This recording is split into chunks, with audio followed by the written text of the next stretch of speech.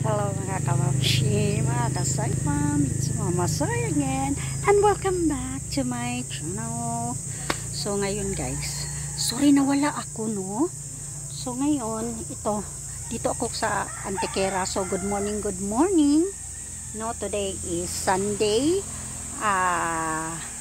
July 13, I guess. So kahapon guys, nagpunta ako sa school nila Sean, no? Kasi si Sean grade 11 na. So nagpunta ako doon kasi may PTA meeting.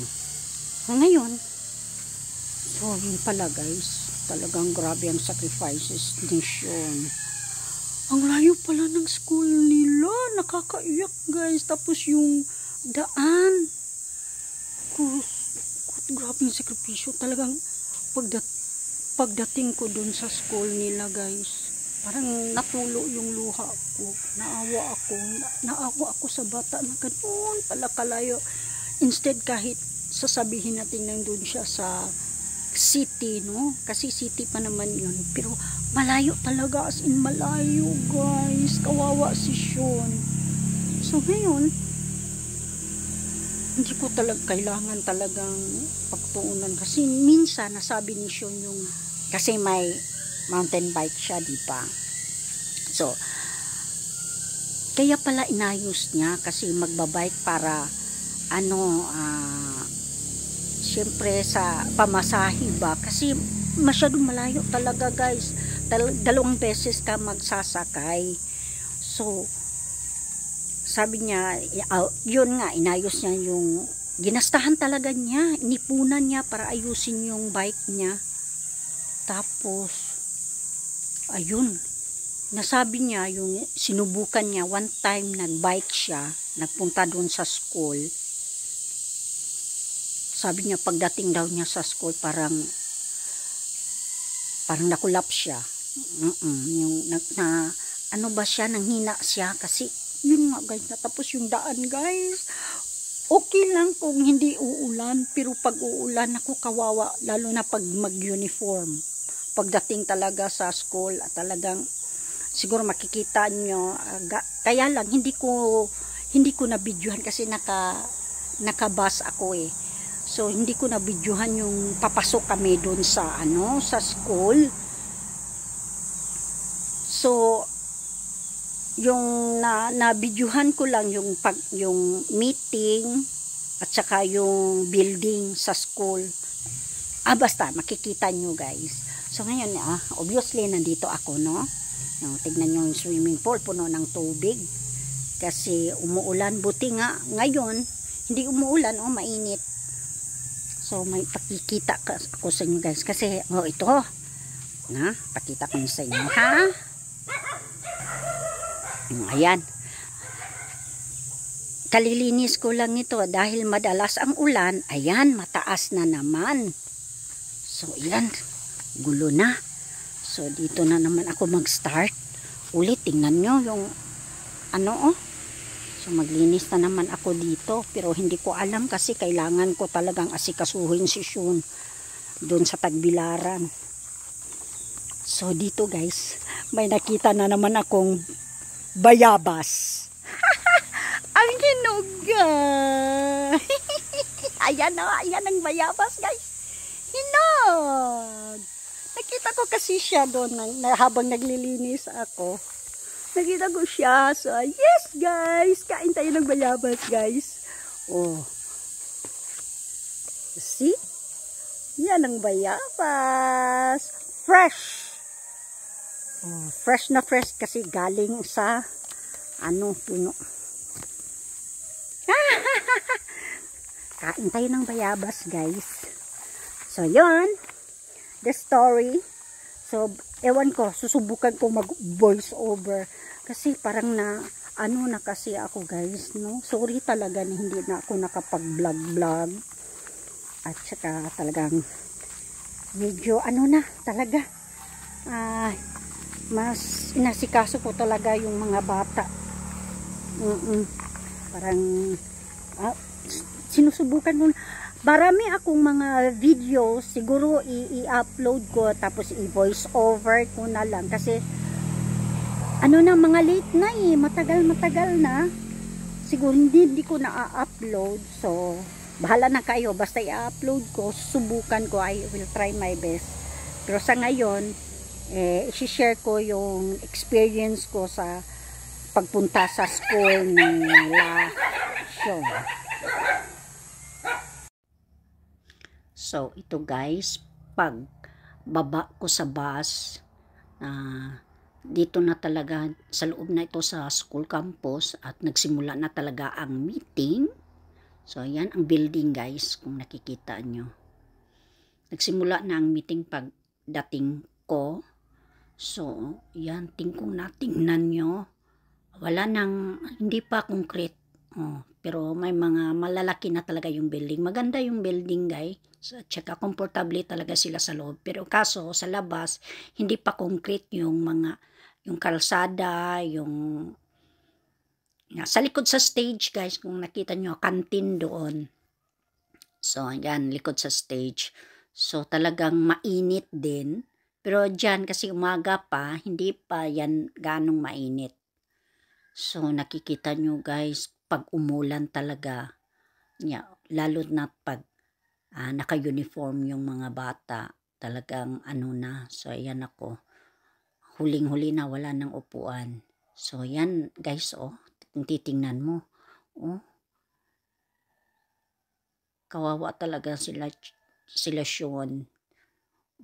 So anyway, maganda yung rooms, maganda ang building, tsaka komportable talaga sila sa loob. Kaso lang paglabas ng talaga, di pa. Pero may plano na yung government, kasi public school ito.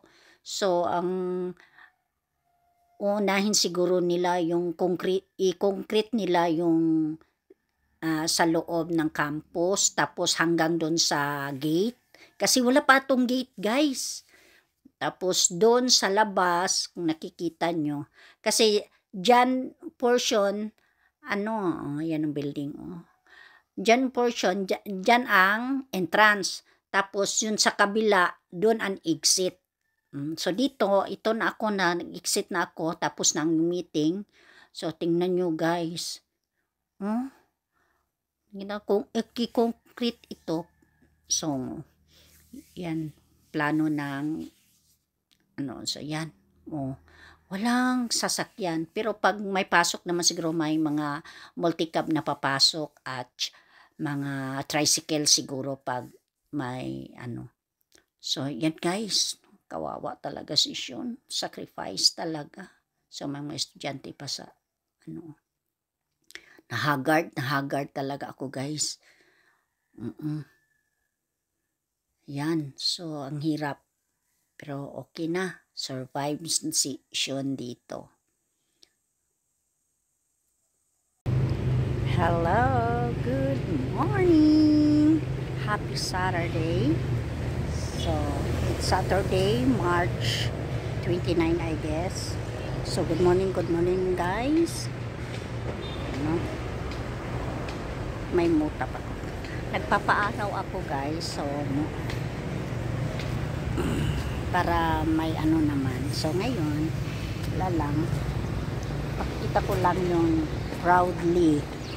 Ayan, tingnan mo yan, kamatis guys, ang daming bunga, namunga na rin finally. Dami guys, malapit ng bahinog yung isa. Ito, habit ng malapit na mga So medyo matagal na akong hindi nakapag-upload guys sa akin, kasi masyadong maingay, masyadong magulo yung mga at saka lahat na yata vlogger.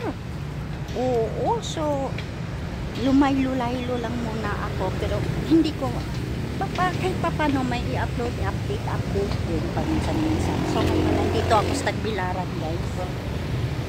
So Saturday ngayon, plano kong uuwi ng Antikira. So parang 2 buwan akong hindi nakauwi doon. Ay, sarap ng init guys. Hindi siya gaano mainit, may mga rain clouds kasi umuulan madalas guys. Tingnan mo tong ano oh, may basa pa. So, hi. Oh, hindi ako nakapag-update guys. Hindi ko nga na-upload yung birthday ko at saka birthday ni Sean last March 25. Birthday ni Sean guys, nag-17 si Sean. So, ay ewan. Baka siguro ngayon maka-upload na ako. Ay ewan, parang palagi na lang upload, pero tinatamad ako guys. Ang hirap kasi mag-edit. So siguro ano lang, cutting lang at saka hindi na ako mag-edit. Uy, kay mahirap. O siguro update lang ngayon. O ayan, nandito ako sa Tagbilaran. So yes, magpainit muna tayo guys. Sunshine vitamins. So ito ang mga kaganapan.